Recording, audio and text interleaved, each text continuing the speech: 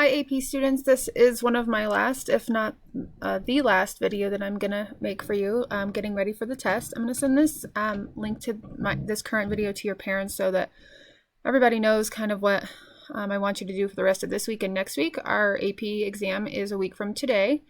It's at noon, and Mr. Rome in the administration met with some students this week after their exams. They took the exam on Monday.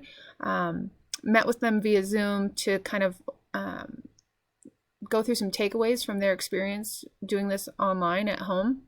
And so what I added to this week's folder is kind of a page of takeaways from that Zoom meeting that they had about some tips and tricks and things that they would like to tell other students before they take the test. So please look at this page and I'll show you what's on it here in a second.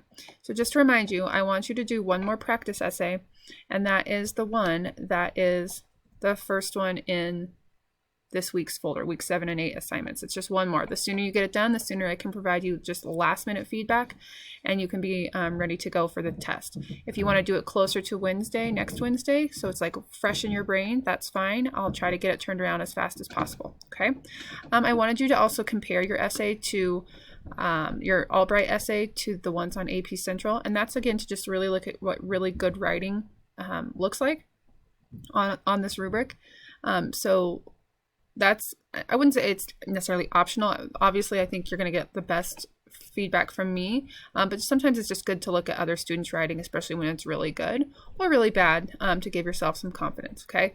The rest of the links in here are things you need to do before you take the AP test, some important info, some more things that you need to know, an exam day checklist, how to do split screen instructions, and things to disable on your computer so that you don't trip the cheating software on College Board. Okay, so all really important links that you need to go through. Here are the takeaways that I mentioned. I think what I underlined here is what I thought was the most important. First of all, the students were saying to Mr. Rome to get on to the test site 30 minutes early. That way you don't have any issues with starting up, with Wi-Fi, with any of that. Okay, so as it says here, you'll obviously have some downtime before the test starts, but you've got to get through security and preliminary questions. All those have to be done before you start the test. Okay, calm down, to breathe, to create heading for their papers that is part of the exam day demo, in which they showed you that you needed to do that. They mentioned setting an alarm for an audible tone when the time is up, even though the timing is visible to you on the screen. Just having something next to you might help. Make sure to have the template for each question already set up. If you're using the copy and paste method of submission, I assume that that's what it looked like for you on the demo. Have headings, and don't wait to submit. Should you finish a minute early, just go ahead and start submitting. I do want you to take all 45 minutes. I think you're going to need it because you're going to have to read the passage, analyze it, and then write the essay. If for some reason, though, you finish a minute or two early, go ahead and start the submission process. It says remind students to submit for each question, but that's not applicable to us because we only have the one rhetorical analysis. College Board indicated 99% of submissions on 300,000 exams were successful after Monday. So it shouldn't be a big deal, but that's because you're taking measures to make yourself in that position to do well. Leaving the browser open after the test to make sure everything gets uploaded. I wouldn't just immediately close out of it. I would just leave it up for a little bit, make sure it all gets in there. If you're going to do copying and pasting submissions, they recommended Google Docs to compose your answer. Students were very clear on the help they gained from having a one-page review for every unit covered. I had talked to you about making a cheat sheet that I really think would be prudent or wise to do, and that's just creating a list of strategies that we've really talked about and you feel comfortable with so that you can kind of scan for those as you're reading whatever passage they're going to throw at you, and that might reduce a little bit of anxiety about what the author is doing if you can kind of like check it off as you go. But be thorough, right? Include counter and concession, include anecdote, include all the patterns of development and make sure you know what they are. You don't have to really say anaphora, but you can say he repeats the same phrase. That's what the author is doing. We've gone over this at length. Okay. The students reminded us multiple times the need to stay calm and focused. Even if issues arise, there's usually a way around it. Okay. So just to stay focused. I thought this was really helpful. If I were a student taking tests, this would be really helpful for me.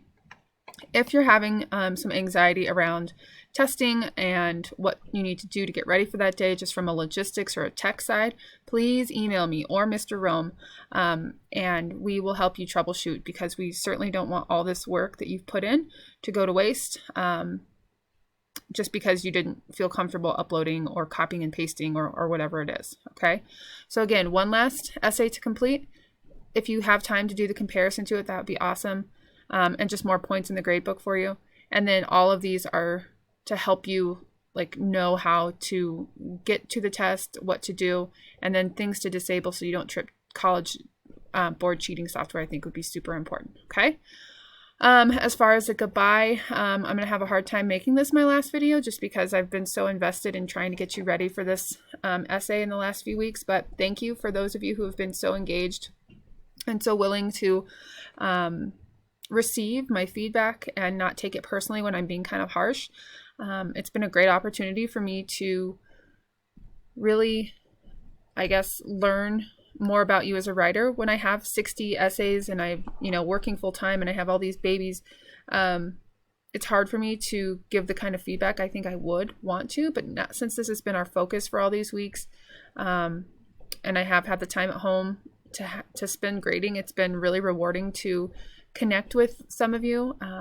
I think we've really improved your writing, you and I, on a personal basis, because we've been able to have some conversations about your writing skills. And also, I've been tough on you because I think you can handle it, and I think it should be a huge compliment to you that I'm really trying to push you. I'm not saying that you're bad writers or that your skills are low, but what I'm trying to do is push you, and I hope that you've taken it that way. And it's really fun to run this class in that sense, because I don't have to worry about hurting feelings, because we basically are all adults, and you're learning and buying into the process. So I appreciate that. I think you can do this. I know you can do this. I would just be a little bit concerned about the time. So really, on the last practice essay, really time yourself for 45 minutes. That includes reading the passage, and typing it and sending it to me. If you want to make the cheat sheet ahead of time and use that before you approach the Albright essay, I think that would just be another good way to plan for next Wednesday's exam. Okay. So thank you again. It has been a true pleasure to work with you this year. It's been kind of a funky year. Obviously, you had Mr. Barnes for a portion of it while I was gone, and that can be kind of challenging for us, for everybody. And I'm just so happy I got to see you at least before we were all sent home. I think I told you this when I made my first video, that I was in high school when 9/11 happened, and it was like there's a new normal after 9/11. I remember as a kid that you could go to the gate and wait for people to get off the plane, and as soon as 9/11 happened, that was no longer a thing. And so this is kind of one of those moments too, where there will be a new normal, and we'll be able to say, oh, I remember when, before the pandemic happened, and then we'll have a new normal moving forward. And so I still remember all my teachers, who was in my class when we had the news of 9/11.